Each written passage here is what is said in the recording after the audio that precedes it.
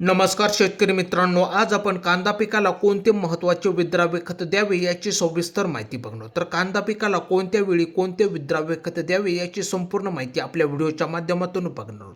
हे विद्राव्य खत वापरल्याने त्याचे फायदे होतील, त्याचबरोबर त्याचे वापरण्याचे प्रमाण किती असावे आणि कशा पद्धतीने तुम्ही याचा वापर सहज करू शकता. त्यामुळे हा व्हिडिओ पूर्णपणे बघावा, जेणेकरून आपल्याला कांदा पिकात हे खत देताना कोणत्याही अडचणीला सामोरे जावे लागणार नाही. आपल्याला सर्व पद्धत कळेल की हे खत कसे वापरायचे. जर तुम्ही कांदा उत्पादक शेतकरी असाल तर हा व्हिडिओ खास तुमच्यासाठीच आहे. जर तुम्ही अजूनही आमच्या शेतकरी मित्र चॅनलला जर सबस्क्राईब केलेले नसेल तर नक्की सबस्क्राईब करा आणि व्हिडिओ आवडला तरच लाईक, शेअर, कमेंट्स करायला विसरू नका. त्याचबरोबर बेल आयकॉन पण दाबायला विसरू नका. तर चला आपल्या महत्त्वाच्या विषयाकडे जाऊ. तर कांदा पिकाला किंवा कोणत्याही पिकाला विद्राव्य खताचा वापर खूप लाख मोलाचा ठरू शकतो. हे खत म्हणजे झटपट लागू होऊन लवकर आपल्या पिकांत रिझल्ट बघायला मिळतो. तुम्ही बघा, दाणेदार खते आपण टाकतो ते कधी कधी लवकर विरघळत नाही, त्यामुळे आपल्याला खूप वाट बघावी लागते.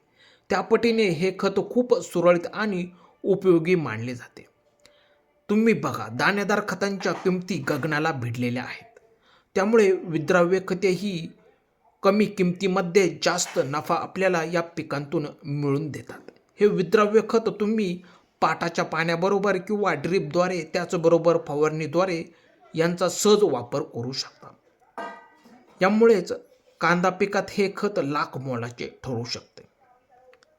शेतकरी मित्रांनो, आपल्याला कल्पना हवी की कोणत्या वेळी कोणते महत्त्वाचे खते सोडली गेली पाहिजे, जेणेकरून आपल्या कांद्या पिकातून भरघोस उत्पादन निघून आपली परवडणारी शेती ठरू शकेल. एक लक्षात घ्या, तुमचा कांदा जर 30 ते 35 दिवसांचा झालाय तर तुम्ही 19 या विद्राव्य खताचा या ठिकाणी वापर सहज करू शकता. या खताचे मागचे रेकॉर्ड पाहिले तर खूप गुणकारी रिझल्ट आपल्याला बघायला मिळालेले आहेत. याने तुमचा कांद्या पिकामध्ये जलद गतीने वाढ होऊन मुळांचा या ठिकाणी मोठ्या प्रमाणात विकास होताना दिसेल. हे खत तुम्ही स्प्रेद्वारे याचा वापर करू शकता. याचे वापरण्याचे प्रमाण, जर तुमचा पंप 15 लिटरचा असेल तर तुम्ही 100 ग्रॅम घेऊन फवारणी करू शकता. त्याचबरोबर तुमच्या कांदा पिकात जर ड्रीपची सोय असेल तर तुम्ही ड्रीपद्वारे पण हे खत सोडू शकता. एकरी प्रमाण साधारणपणे 4 ते 5 किलो घेऊन तुम्ही हे खत पाटाबरोबर सोडू शकता. त्यानंतर लगेच पुढचे नियोजन तुम्हाला करावे लागेल, ते म्हणजे 40 ते 45 दिवसांनी तुम्ही 1261 हे खत घेऊ शकता.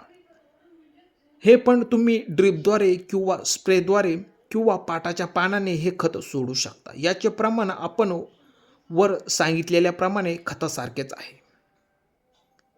या खताने काय होईल, आपल्या कांद्या पिकातील पातीचे फुटवे जोमदार होतील. त्याचबरोबर आपला कांदा हा निरोगी राहून मुळांचा विकास मोठ्या प्रमाणात होईल. कांद्यांच्या माना ह्या भरण्यास खूप फायदा होईल. साईज होण्यास या खताचा या ठिकाणी वापर केल्यास साईज पण कांद्याची जेमतेम होण्यास सुरुवात होईल. त्यानंतर आपल्याला लगेच पुढचे नियोजन करावे लागणार, ते म्हणजे 50 ते 65 दिवसानंतर तुम्ही 05234 या खताचा पुरेपूर वापर या ठिकाणी तुम्हाला करावा लागणार आहे. या खताने आपला कांदा साईज वाढून शायनिंग मोठ्या प्रमाणात होण्यास खूप मदत होईल. कांद्याचा घेर हा मोठा होऊन उत्पादनात या ठिकाणी खूप फायदा होताना दिसेल. हे खत मुख्यत्वे तुम्ही फळ फुगवण्यासाठी याचा वापर योग्य वेळी केला जातो. स्प्रे पण तुम्ही वापरू शकता किंवा पाटाच्या पाण्याच्या साहाय्याने पण हे खत सोडू शकता.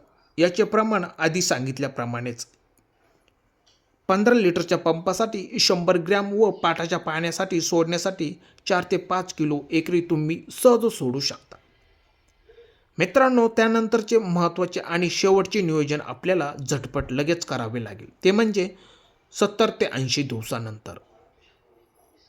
त्यात तुम्ही 0050 हे विद्राव्य खत तुम्हाला कांदा पिकाला लगेच सोडावे लागेल. या खताचे पण अनेक फायदे आहेत. आपला कांदा पीक जवळपास 70 ते 80 दिवसांत 80 ते 90% परिपक्व होईल. याने काय होईल, आपल्या कांद्याची साईज वाढण्यास व पातीची वाढ स्टॉप होऊन ती सर्व कांदा फुगण्यास या ठिकाणी या खताचा वापर पुरेपूर होण्यास मदत होईल. तर आज आपण 4 महत्त्वाच्या वॉटर सोल्युबल खतांची माहिती आपण तुम्हाला दिली. जर तुम्ही तुमच्या कांद्या पिकाला या पद्धतीने टप्प्याटप्प्याने जर अशा पद्धतीने विद्राव्य खतांचा जर वापर योग्य वेळी जर केला तर त्यातून खूप मोठ्या प्रमाणात तुमच्या उत्पादनामध्ये फायदा होताना तुम्हाला दिसेल. आशा करतो की तुम्हाला हा व्हिडिओ आवडला असेल. तर अशाच शेतीविषयक नवनवीन व्हिडिओ बघण्यासाठी आमच्या जर शेतकरी मित्र चॅनलला जर तुम्ही सबस्क्राईब केलेले नसेल तर सबस्क्राईब करून बेल आयकॉन दाबायला विसरू नका. शेतकरी मित्रांनो, धन्यवाद.